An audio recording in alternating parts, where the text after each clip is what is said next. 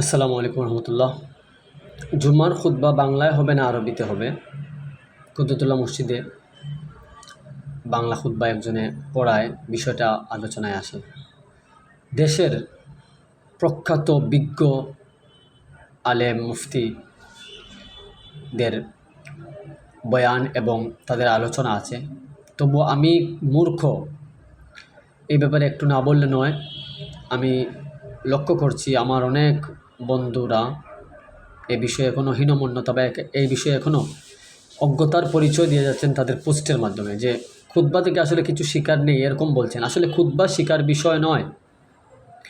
জোহরের নামাজ 4 রাকাত ফরজ, কিন্তু জুমার নামাজ 2 রাকাত ফরজ, এবং বাকি 2 রাকাতের কাইম মাকাম হচ্ছে জুমার খুতবা। এটা হচ্ছে জিকির, তাজকির নয়। জিকির হচ্ছে এবাদত আর তাজকির হচ্ছে আলোচনা।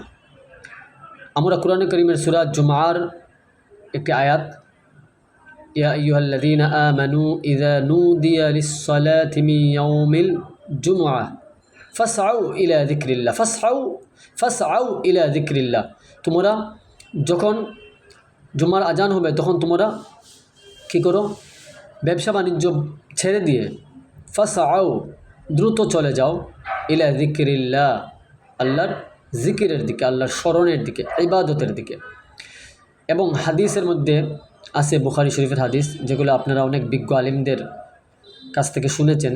যখন ইমাম সাহেব খুতবার জন্য দাঁড়াবেন, উপস্থিত হবেন, তখন লা সালাতা ওয়ালা সালামা ওয়ালা রদ্দাস সালাম, তখন কোনো ইমাম সাহেব যখন খুতবার জন্য দাঁড়াবেন, খুতবা পড়তে দণ্ডায়মান হবেন, তখন লা সালাতা, কোনো নামাজ নেই, ওয়ালা সালামা, কোনো সালামও নেই, সালামও দিতে পারবেন না, ওয়ালা রদ্দাস সালাম, এবং সালামের জবাব পর্যন্ত আপনারা দিতে পারবেন না।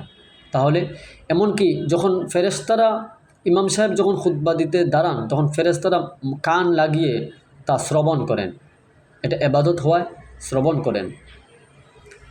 তারপর হচ্ছে যে দুরুল মুখতার নামক একটি গ্রন্থ, বিখ্যাত গ্রন্থ, এখানে উল্লেখ করা হয়েছে যে তাওয়াসুরুল মুমিনিন, অর্থাৎ বিশ্বের 57 থেকে 58 দেশে, মুসলিম রাষ্ট্রে, ইসলামিক রাষ্ট্রে, মুসলমান অধ্যুষিত দেশগুলোতে খুতবা আরবিতে দেওয়া হচ্ছে। সুতরাং তাওয়াসুরুল মুসলিম এর মানে মুসলমানদের মধ্যে যে প্রচলন, এটার বিরোধিতা করা যাবে না, এটার অনুসরণ করা হচ্ছে ওয়াজিব। সুতরাং অনেকে আবার হজের খুতবার সাথেও মিলিয়ে নিচ্ছেন। হজ সবার উপর ফরজ নয়, কিন্তু নামাজ সবার উপর ফরজ। এটা মনে রাখতে হবে। হজের খুতবার সাথে আপনি কোনোভাবেই জুমার খুতবা মিলাবেন না। আশা করি বুঝতে পেরেছেন। আসসালামু আলাইকুম।